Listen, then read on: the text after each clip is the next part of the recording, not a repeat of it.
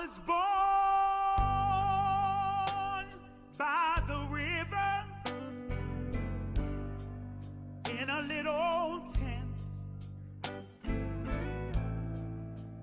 And just like that river, I've been running ever since. It's been a long time coming, but I know change gon' come. Oh, yes, it Celebrating the rich legacy of African Americans, the Dream for It Foundation releases the documentary Dream, a musical celebration of our history.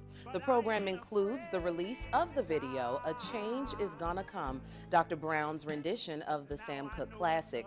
The program also includes other music celebrating the wealth of contributions from African Americans.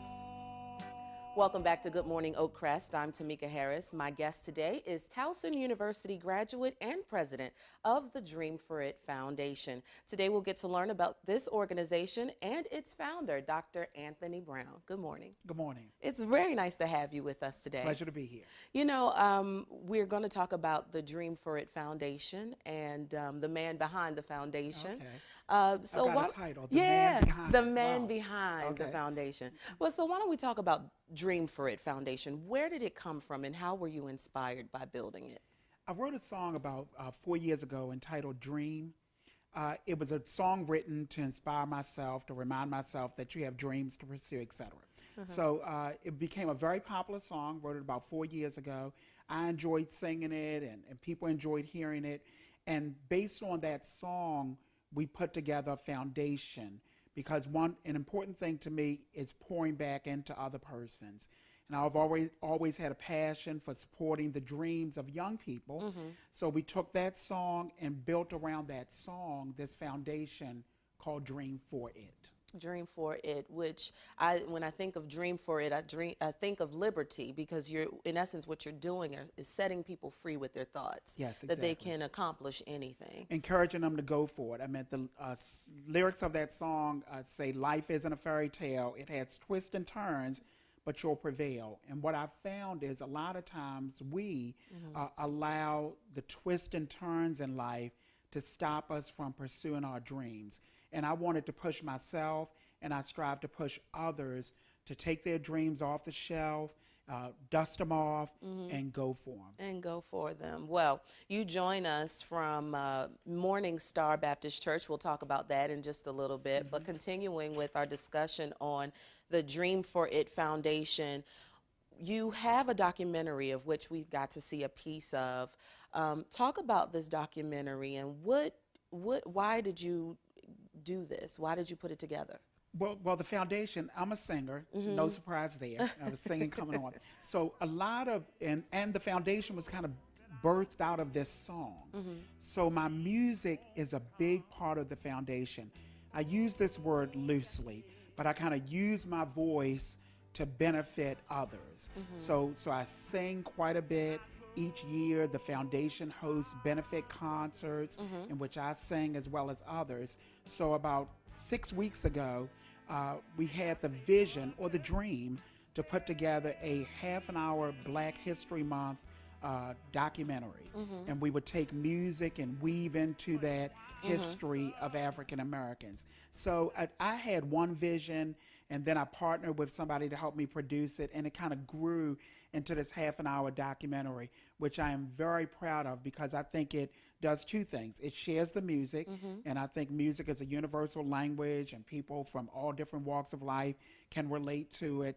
And at the same time, it weaves in important history for African Americans. For African Americans and everyone else, because For Black everyone history else. is general history, is everyone's history. Exactly. So. I mean, we got a chance to, and I'm glad you mentioned that, because we got a chance to do several songs on it. We did the Abraham, Martin, and John. We did If I Can Help Somebody. And people will see images, not just of African Americans, but of a number of people who've made a difference in our society. Yes, indeed. And so how are you distributing the DVD? I know that you're doing this you're giving it to community outreach centers. Is Yes, that right? exactly.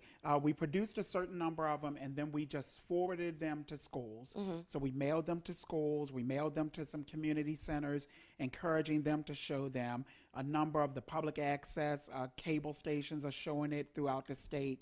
And so we're pushing around, and then I sing quite a bit. And so when I go around, I'm kind of always kind of holding up the little DVD, encouraging people to either buy one Yes. or to show it, to share the information with persons. What I like about this project is that the proceeds go towards scholarships. Talk to Exactly. us about how your foundation is 501c3. Yes, exactly. We're Organized. 3 years old, so we're 501c, as you just said. And so all of our funds, we really become a pass-through. People donate funds to us, and we get those right into the hands of students. In the past 3 years, we've collected and raised about $10,000. Now, is this just to undergraduate students or It graduate is students? high school seniors going into their first year of college. Oh, okay. So we kind of focused our audience. We've done a couple book scholarships, but our focus really is graduating seniors. So we've given out about $10,000 in the past 3 years.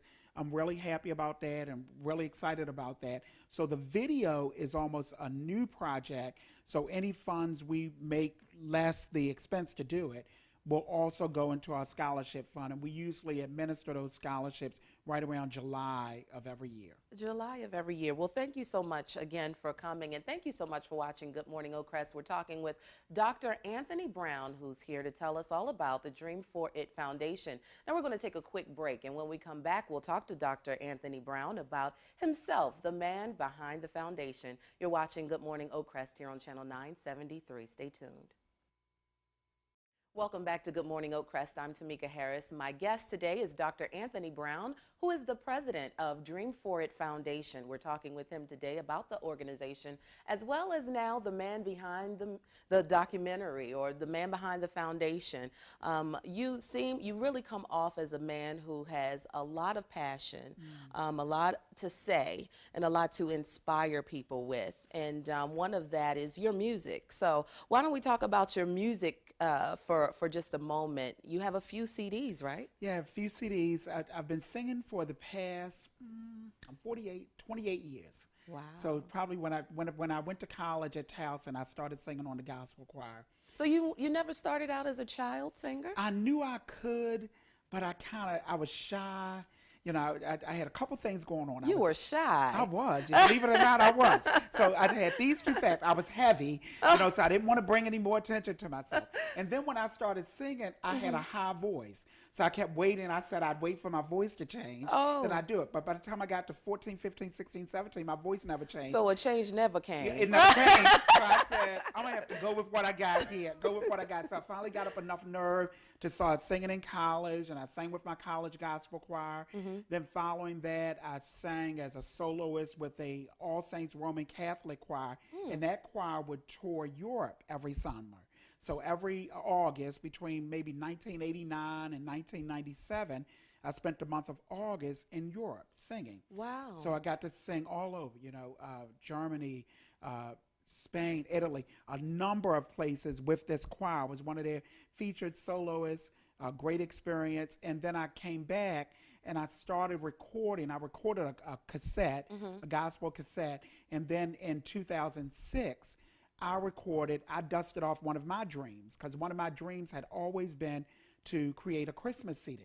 I love Christmas music, my favorite music, and I always wanted to do this. So, I was in a real frustrated point in my life, and somehow I was sitting down and I remembered my dream, and I kind of put some songs together. In about 3 months, we put together a Christmas CD, Dreams Come True This Christmas. That was 2006. Oh, wow. And since then, I've recorded another 4 CDs.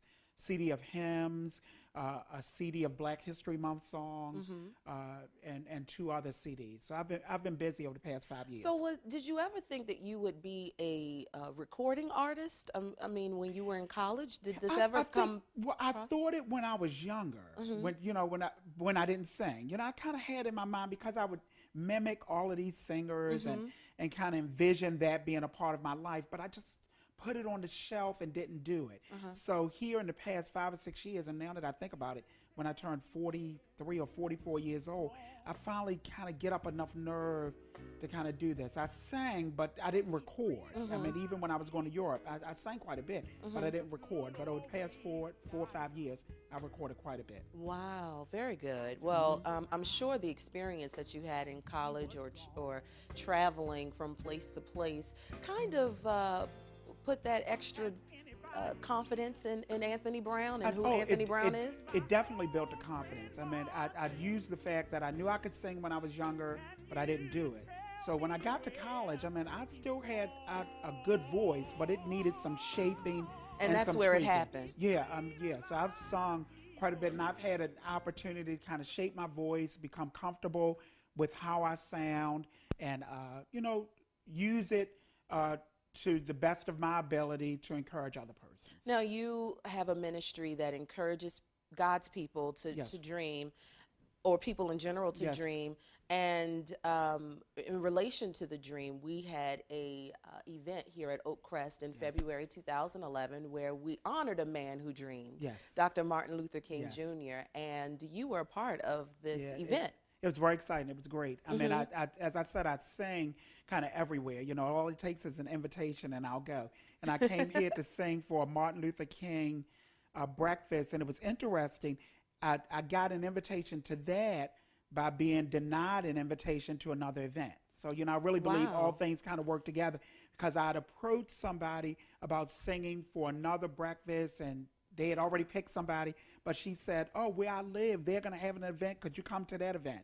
So it was exciting to be here, and it totally worked out. Yeah. Oh, it was great. Yeah, it was wonderful. You got to do some music from a few of your albums, right? I sung "How Great Thou Art" from my hymn CD.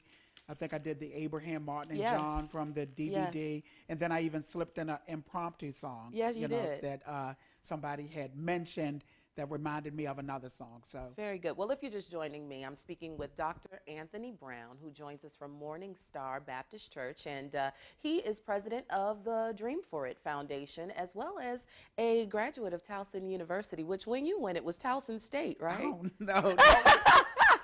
Don't take me there. Let me see. I got my undergraduate degree in 85, my master's at 95.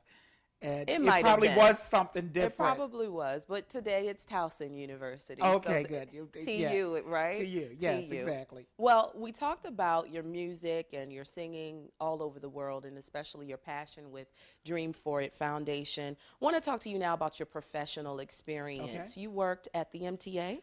I did. I was telling you, even as we started, I used to host a TV show for the MTA. I started with the state of Maryland. I think it was 1987. I started with the Transportation Authority, worked in their public relations department.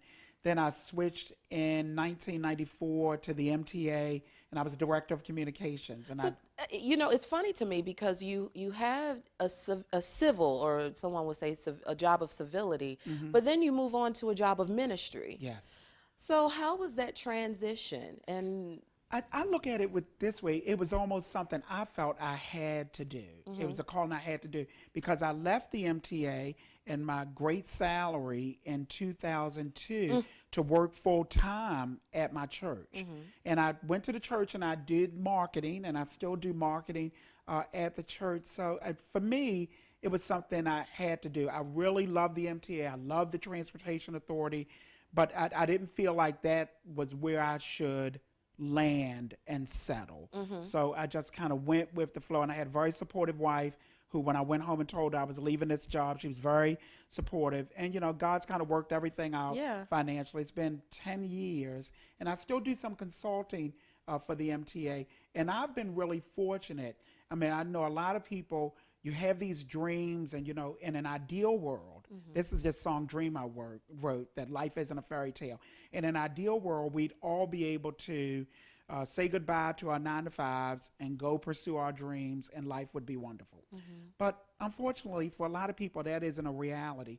And what I recognized early on was my civil job, civility, as you referenced. It afforded me the income and the stability to kind of pursue my dreams. Because even when I was traveling to Europe, I worked for the state, so I would get some leave, I didn't have But you 4 were still weeks. limited.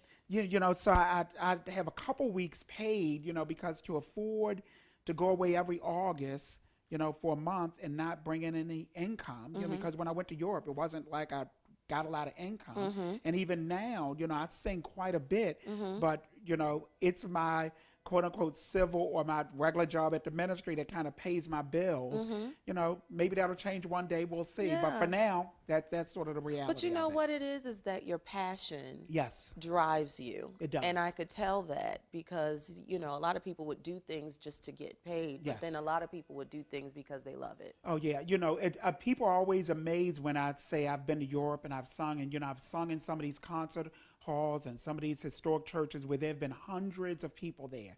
And I was in Elkridge a couple weeks ago. I sang for a senior center, and there were 6 people there, and I sang as hard sang for those. Heaven Down. Yeah, I sang as hard for those 6 people as I would sing for 600 because I don't really know how to do anything differently. So That's right. it is. Yeah. Well, now you are Minister of Marketing and Business Development at Morning Star Baptist Church in Catonsville, Maryland. Talk to us about that ministry briefly. It's a ministry of about 3,000 people. It's on the other side of the Beltway, over off of Route 40 in Baltimore.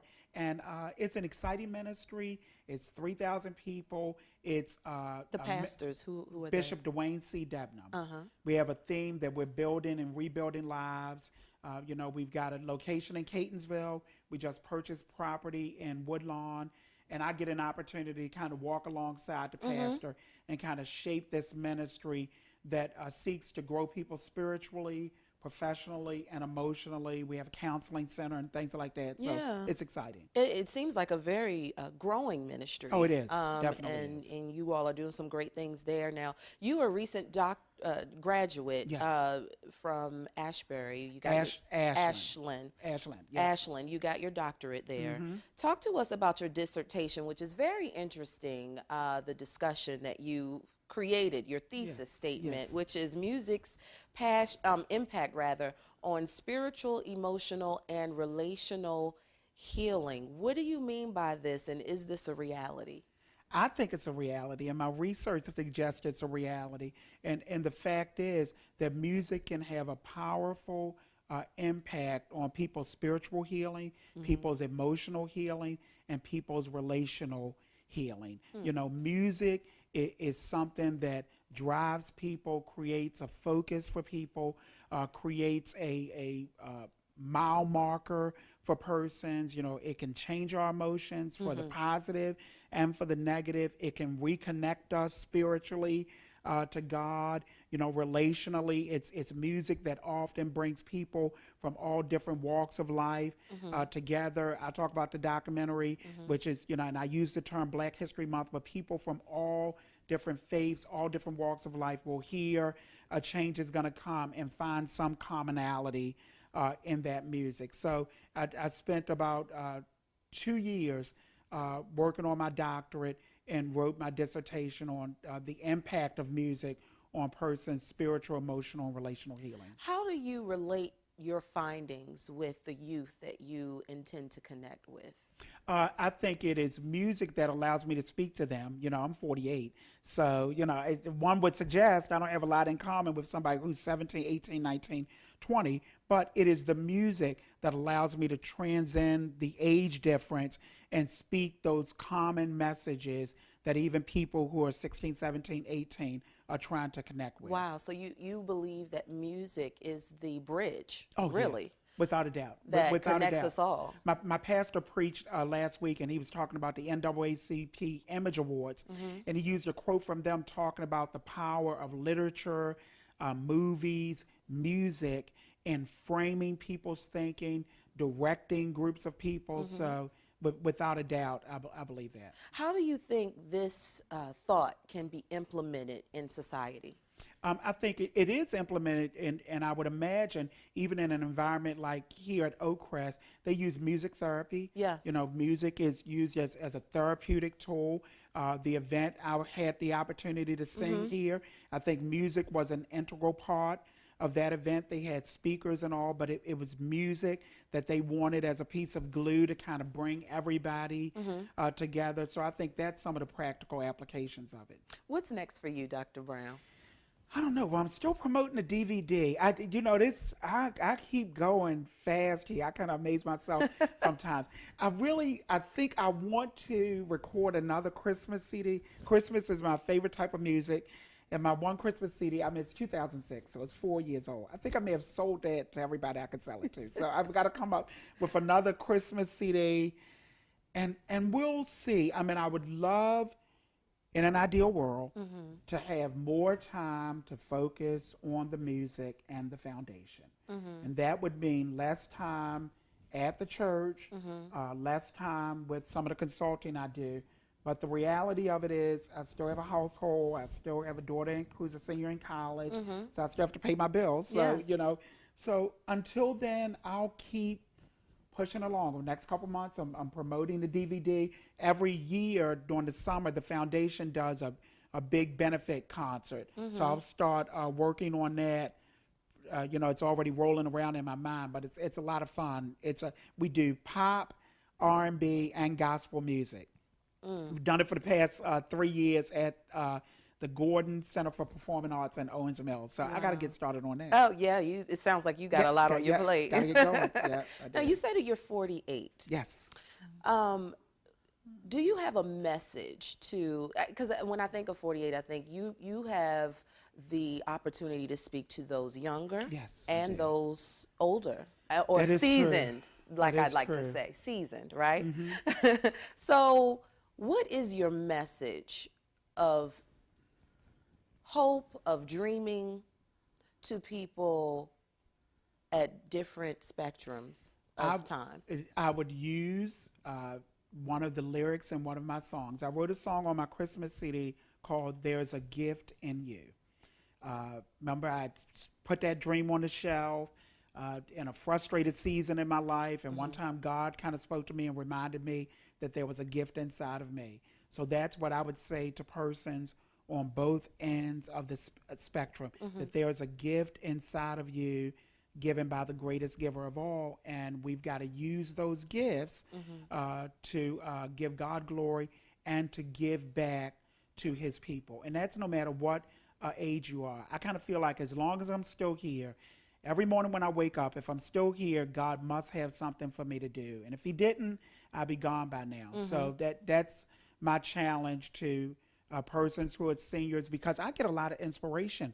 But when I come here and sing at programs, and I sing at these senior centers, and my friends get on me because I'll go to this place and I'll sing a song like, if I can help somebody as I pass along, then my living will not be in vain. Yes. And people say, why do you sing that funeral song? These people are old. Why are you singing that song? I was like, well, I think while they can still hear it, I'd love to tell these persons that they have helped somebody along the way and their living has not been in vain. Why wait until somebody dies to tell them that? Exactly. And what I sincerely believe, and I tell the young people this, and I definitely tell the older people this, I and others my age and younger are standing on the shoulders of these people who paved the way for us and endured all of this kind of stuff so we could eat in restaurants and drive certain cars. And this is whether you're black, white, Asian. There are people who have come before us who endured the Great Depression and, didn't have all the technology, the Holocaust, didn't have the technology that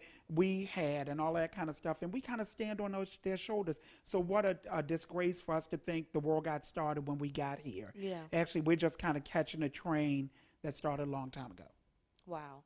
We're speaking with Dr. Anthony Brown. My last question to you, sir, is, are you still dreaming? Oh, without a doubt. Without a doubt. I scare myself sometimes, yes, but I am. I almost have to. I have to inspire myself and stay focused. I'm definitely still dreaming. Wonderful. Well, we thank you and so much. encouraging other persons And to dream. encouraging others, Oh, yeah. right. That's part of me, is encouraging other persons to Well, dream, you too. certainly fit in our mission here at Oakcrest and a lot of the Erickson retirement communities, which is we share our gifts to good. create communities that celebrate life. And so that's thank you great. for That's sharing wonderful. your gift and Okay. allowing us to Thank dream you. today. Thank you for letting me Thank be you here. so much.